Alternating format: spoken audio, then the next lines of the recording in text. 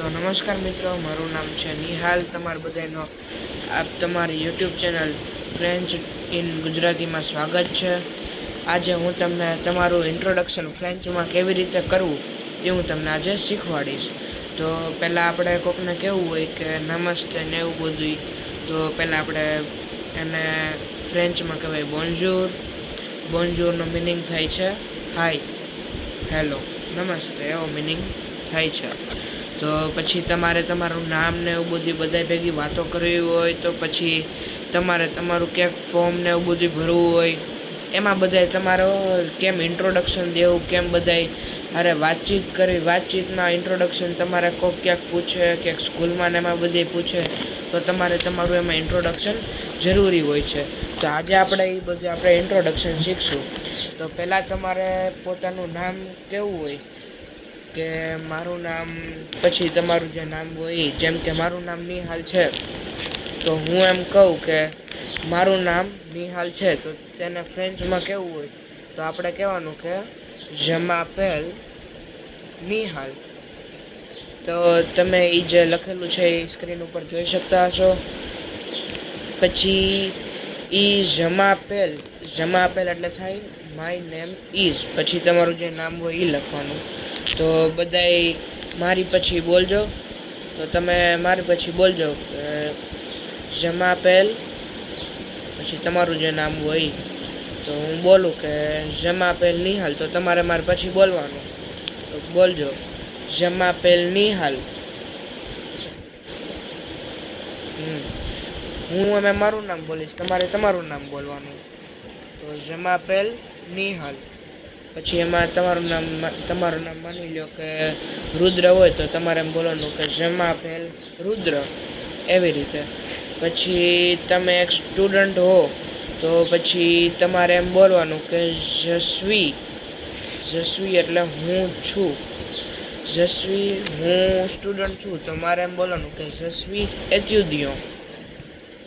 અને પછી જે ફિમેલ હોય એને એમ બોલવાનું કે je suis étudiante. એમાં étudiant અને étudiante એવા બે ફેર આવે. મેલ માટે étudiant અને ફિમેલ માટે étudiante. ફ્રેન્ચ ભાષા છે એ આખી એવી રીતે જ છે કે જેમાં મેલ અને ફિમેલ માટે અલગ અલગ વર્ડ્સ હોય છે. તો આપણે બોલવું હોય કે je suis étudiant, એમ બોલવાનું. આઈ એમ અ સ્ટુડન્ટ, એનો મિનિંગ એમ છે I am a student, je suis étudiant. આપણે એટલું પહેલાંથી બધું બોલશું કે બોન્જુર, je m'appelle નિહાલ, je suis étudiant.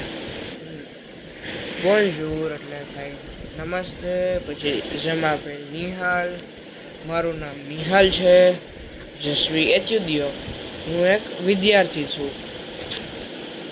પછી તમારે કોઈકને કહેવું હોય કે તમને કેટલી ભાષા આવડે છે, તો તમારે એમ કહેવાનું કે મને પહેલાં એમ બોલવાનું કે je parle, હું બોલું છું, je parle. પછી જે ભાષા આવડતું એનું નામ, જેમ કે મને આવડે એટલે હું બોલું કે je parle હિન્દી, ગુજરાતી, ઓંગ્લે એ ફ્રાન્સે. હિન્દી એટલે તમને ખબર જ હશે, હિન્દી. પછી ગુજરાતી, ઓંગ્લે એટલે ઇંગ્લિશ થાય, અને ફ્રાન્સ એટલે ફ્રેન્ચ, એવી રીતે. તો je parle હિન્દી, ગુજરાતી, ઓંગ્લે એ ફ્રાન્સે, એટલે એનો મિનિંગ થાય કે હું હિન્દી, ગુજરાતી, ઇંગ્લિશ અને ફ્રેન્ચ બોલી શકું છું. પછી તમારે કહેવું હોય કે તમે ક્યાં રહો છો, તો તમારે એમ બોલવાનું કે j'habite, પછી તમે જ્યાં રહેતા હોય તે પ્લેસનું નામ. તો હું કહું કે j'habite અમદાવાદ, તો હું અમદાવાદ રહું છું, એવી રીતે. તો j'habite અમદાવાદ, એવી રીતે. પછી તમે તમારી નેશનાલિટી ક્યાંની છે કોઈક એમ પૂછે, તો તમારે એમ બોલવાનું કે je suis, પછી તમે જ્યાં દેશના હોય એ રીતના એની પછી બોલે. તો હું ભારતીય છું, તો મારે એમ બોલવાનું કે je suis indien, એટલે હું ભારતીય છું. પછી તમારે પછી કોઈક છોકરી હોય એને બોલવું હોય, તો એને કહેવાનું કે je suis indienne, શું કહેવાનું? જસ્વી આંદિયન, એવી રીતે. તો આપણે આખું બોલશું કે તો શરૂ કરીએ. બોન્જોર, je m'appelle નિહાલ, je suis étudiant, je parle Hindi, Gujarati, anglais et français. j'habite à Amreli, je suis આંદિયા. એન્શંતે. હવે હું એક વાક્ય બોલું, એની પછી તમારે પણ રિપીટ કરવાનું છે. તો શરૂ કરીએ. બોન્જોર, je m'appelle નિહાલ, je parle Hindi, Gujarati, anglais et français.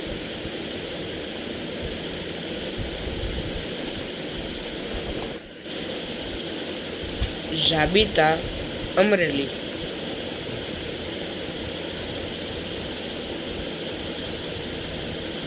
je suis આંદિયા.